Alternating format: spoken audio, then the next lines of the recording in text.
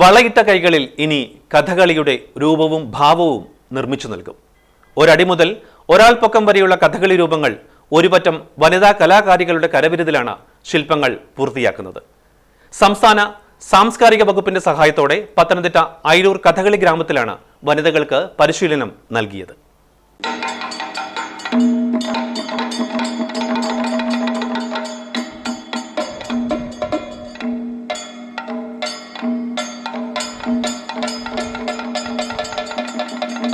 ആട്ടവെളിച്ചത്തിന്റെ നിറക്കാഴ്ചയിൽ രംഗവേദിയിൽ ആടിത്തിമിർക്കുന്ന കഥകളിയുടെ പച്ച, കത്തി, കരി, താടി എന്നീ ശില്പങ്ങൾ നിർമ്മിച്ച് ഒരുപറ്റം വനിതകളുടെ കൂട്ടായ പരിശ്രമം ഇനി ലോകമെമ്പാടും അറിയപ്പെടും.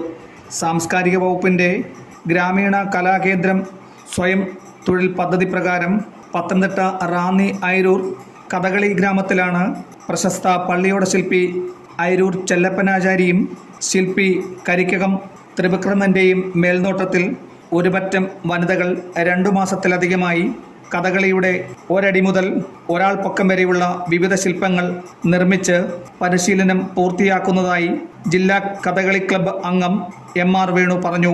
സംസ്ഥാന ഗവൺമെൻറ് സാംസ്കാരിക വകുപ്പിൻ്റെ നേതൃത്വത്തിൽ ആറന്മുള വാസ്തുവിദ്യാ ഗുരുകുലത്തിൻ്റെ സഹായത്തോടെ പത്തനംതിട്ട ജില്ലാ കഥകളി ക്ലബ്ബിൽ ഇപ്പോൾ തുടങ്ങിയിരിക്കുന്ന ഈ ഗ്രാമീണ കലാ കേന്ദ്രം അത് പ്രധാനമായിട്ട് ഉദ്ദേശിക്കുന്നത് കഥകളി കോപ്പ് നിർമ്മാണവും അതോടൊപ്പം തന്നെ കഥകളി ശില്പങ്ങളുടെ നിർമ്മാണവുമാണ് ഇവിടെ നടക്കുന്നത്. ഏതാണ്ട് 30 വർഷക്കാലമായി കഥകളി ക്ലബ്ബ് ഇവിടെ പ്രവർത്തിച്ചു വരികയാണ്.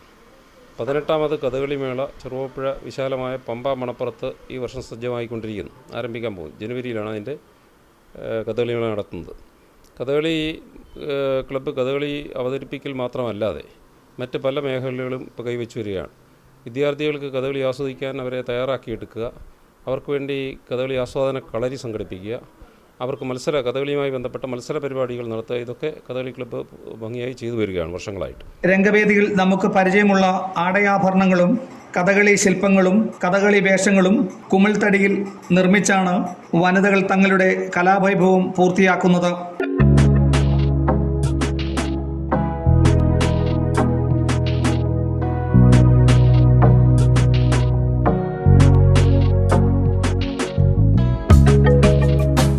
സാംസ്കാരിക വകുപ്പിന്റെ മേൽനോട്ടത്തിൽ പരിശീലനം ലഭിച്ചു കഴിഞ്ഞ ഇവരുടെ ഈ കലാരൂപങ്ങൾ അന്താരാഷ്ട്ര വിപണി കീഴടക്കുന്നതിനോടൊപ്പം തന്നെ വിൽപ്പനയിലൂടെ ഒരു മികച്ച വരുമാനവും ലഭ്യമാക്കുക എന്നതാണ് ഈ പദ്ധതിയിലൂടെ ലക്ഷ്യമിടുന്നതെന്നും സംഘാടകർ പറഞ്ഞു.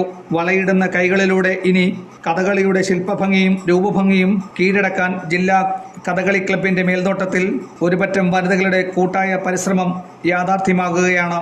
അയിരൂർ കഥകളി ഗ്രാമത്തിൽ നിന്നും പ്രദീപ് അങ്ങാടിക്കലിനൊപ്പം Prasad MJ, ACB news, Pathanamthitta.